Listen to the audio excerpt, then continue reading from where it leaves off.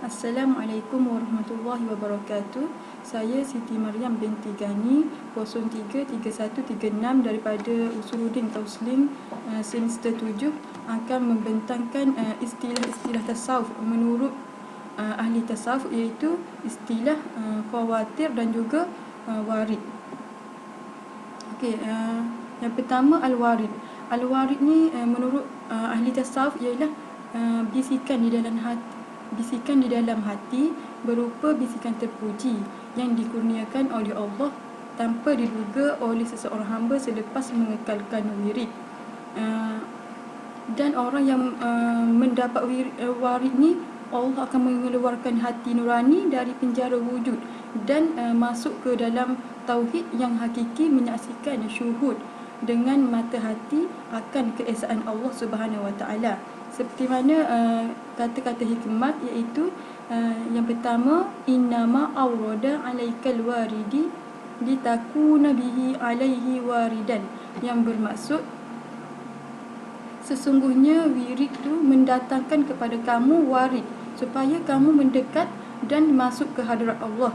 Yang kedua, awrada alaikal waridi liyukharijaka min sijani wujudika ila fadai syuhudika, yang bermaksud wirid itu mendatangkan kepada kamu warid supaya kamu bebas dari penjara wujud kamu dan masuk kepada syuhud penyaksian.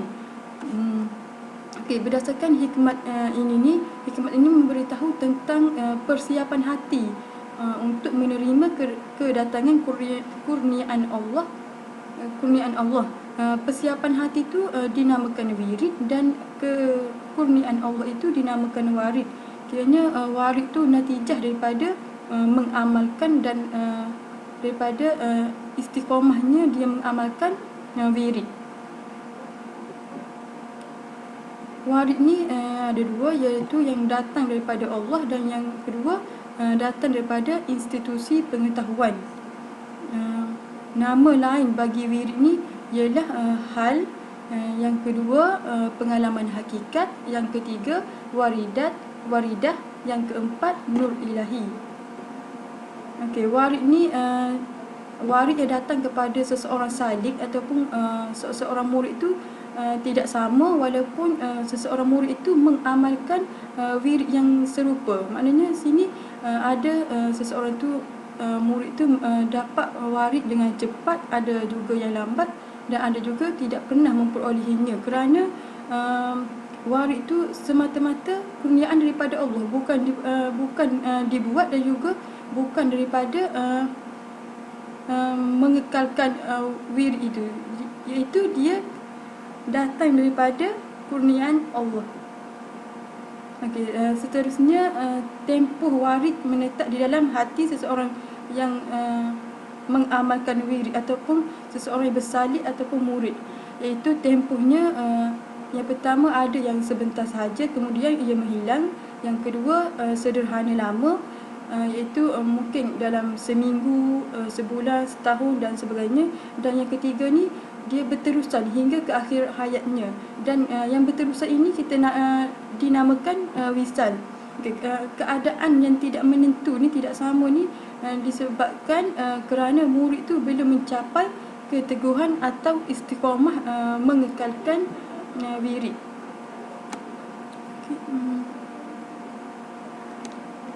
Selain itu tu warid juga ni di hati murid ni, apabila seseorang itu menerima kedatangan warid tu, itu tandanya Allah Subhanahu Wa Taala tu berkenan membawa seseorang itu ataupun murid itu kepada hadrat untuk hampir kepada Allah Subhanahu Wa Taala.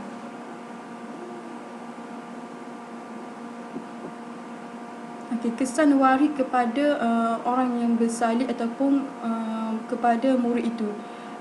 Murid itu akan mengalami perubahan yang luar biasa, iaitu jiwanya akan terasa tenang, fikirannya juga tidak kusut masai, dapat merasai kelazatan beribadah dan berzikir, dapat menghilangkan sifat-sifat keji, menghilangkan sifat-sifat keji seperti riak, takabur, ujub, dan melahirkan sifat-sifat terpuji. Warid ni melahirkan beberapa kesan. Yang pertama, kesan gembira, iaitu gembira ni tajalli Allah kepada hamba-Nya dengan sifat jamal, keindahan, akan merasai kedamaian, kelazatan dan sangat membahagiakan, membuatnya mengenali Allah sebagai Tuhan yang Maha Pemurah, Maha Penyayang dan sifat-sifat lain yang menyenangkan. Yang kedua ialah sifat perasaan sedih, iaitu tajalli Allah dengan sifat jalal. Sifat jalal ni yakni kebesaran. Apabila hati rohani tu mengalami sifat-sifat keagungan dan keperkasaan Allah Subhanahu Wa Taala, maka akan kecut hatinya, iaitu akan takut dan menggeletar tubuhnya. Pengalaman sebegini ni membuatkannya mengenali Allah sebagai Tuhan yang Maha Perkasa, Maha Tegas, Maha Hebat keesaannya, dan tidak ada sesuatu yang terlepas daripada genggamannya. Kiranya perasaan sedih ni dia terlahir selepas melihat sifat Allah, sifat hebat Allah, sifat tegas Allah dalam sifat Allah. Seterusnya istilah yang kedua ialah istilah al-khawatir. Sebelum tu pengalaman warid. Kembali kepada pengalaman warid. Pengalaman warid ni adalah umpama mi'raj, iaitu tangga untuk mencapai Allah. Dia ada peringkat, dia ada 3 peringkat, iaitu yang pertama, peringkat warid yang pertama ni peringkat menggerakkan hati supaya rajin beribadah dan mendekatkan diri kepada Allah. Peringkat yang kedua, yang mana Allah tu akan memutuskan si hamba dari bergantung kepada makhluk dan seterusnya, dan membulatkan semangat untuk berpegang kepada Allah semata-mata. Maknanya di sini dia tidak mengharapkan pertolongan makhluk dan hanya mengharapkan Allah semata-mata. Dan yang ketiga, peringkat yang ketiga, iaitu Allah akan melepaskan si hamba tu dari sifat-sifat kemanusiaan, dan Allah akan melepaskan sifat-sifat si hamba tu dari sifat-sifat kemanusiaan, dan seterusnya bebas daripada kewujudan yang terbatas, lalu masuk kepada wujudnya mutlak yang tiada batas. Dan pada masa inilah seseorang itu akan mendapat warid, dan kesedarannya tidak lagi pada dirinya, dan juga alam yang maujud seluruhnya, tetapi yang ada di hatinya hanya Allah Subhanahu Wa Taala. Seterusnya istilah yang kedua ialah istilah al-khawatir. Al-khawatir menurut ahli tasawuf ialah lintasan hati ataupun bisikan yang menjonam ke dalam rasa. Lintasan hati ni terbahagi kepada 4. Yang pertama, lintasan daripada malaikat yang disebut sebagai ilham, iaitu diketahui kebenarannya itu bila bisikan itu sesuai dengan ilmu pengetahuan. Yang kedua, hawa nafsu yang disebut sebagai hawajis. Lintasan yang datang daripada hawa nafsu ni lebih cenderung kepada mengajak seseorang itu pada sikap menurut syahwat ataupun rasa takabur. Yang ketiga ialah lintasan ataupun khawatir yang datang daripada syaitan yang disebut sebagai haswas. Yang datang daripada syaitan ni kebiasaannya akan mengandung ataupun menuju kepada kemaksiatan. Dan yang terakhir, yang keempat, iaitu al-khawatir ataupun lintasan daripada Allah Subhanahu Wa Taala yang disebut sebagai bisikan kebenaran ataupun khasirul haq. Menurut Imam Al-Junaid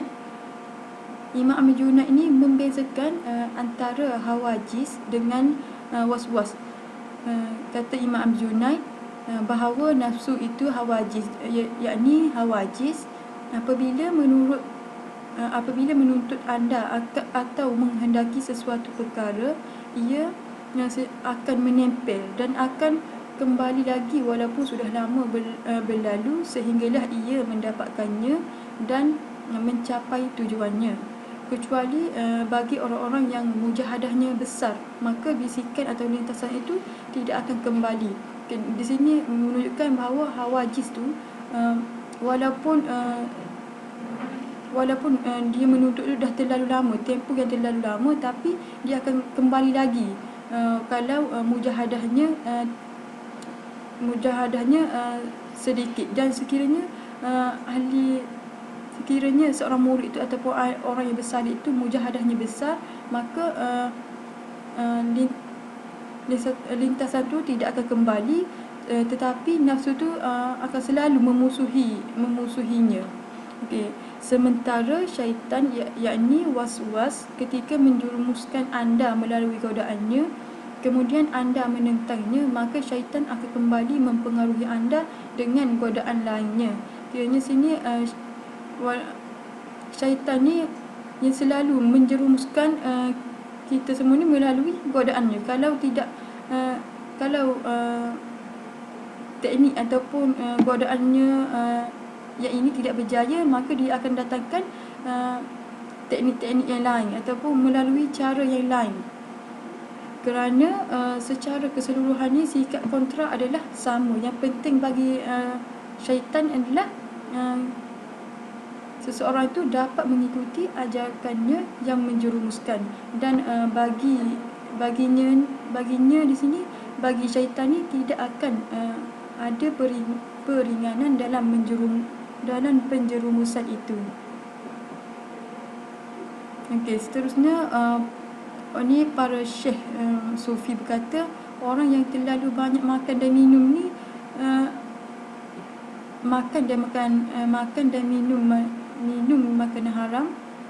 Orang yang terlalu banyak makan makanan haram tidak akan dapat membezakan antara bisikan ataupun lintasan yang bersifat ilham dan mana waswas. Kiranya dia tidak dapat membezakan antara lintasan itu daripada mana? Daripada Allah ataupun malaikat ataupun syaitan ataupun hawa nafsu. Yang kedua, kata-kata daripada Abu Ali Ad-Daqaq, iaitu siapa yang makanan utamanya diketahui sini, maksudnya keharamannya. Dia mengetahui keharamannya, ia tidak akan dapat membezakan antara ilham dan was-was. Sementara orang yang menghindari hasrat nafsunya dengan cara mujahadah yang besar, kebenaran tindakan batinnya akan kelihatan melalui perlawanan dengan nafsunya. Okey, kesimpulan daripada istilah tasawuf, iaitu istilah warid dan al-khawatir ni, kesimpulannya bisikan ataupun lintasan terpuji, yakni al-warid, lebih umum dibanding dengan al-khawatir, kerana bisikan khawatir ni hanya khusus seperti perintah atau yang serti dengannya, sementara warid ni lebih kepada bisikan ataupun lintasan kegembiraan atau kesedihan, genggaman dan kekuasaan ilahi dan sebagainya. Ini rujukan iaitu daripada risalah Qushairiyah. Okey, itu sahaja daripada saya. Assalamualaikum warahmatullahi wabarakatuh.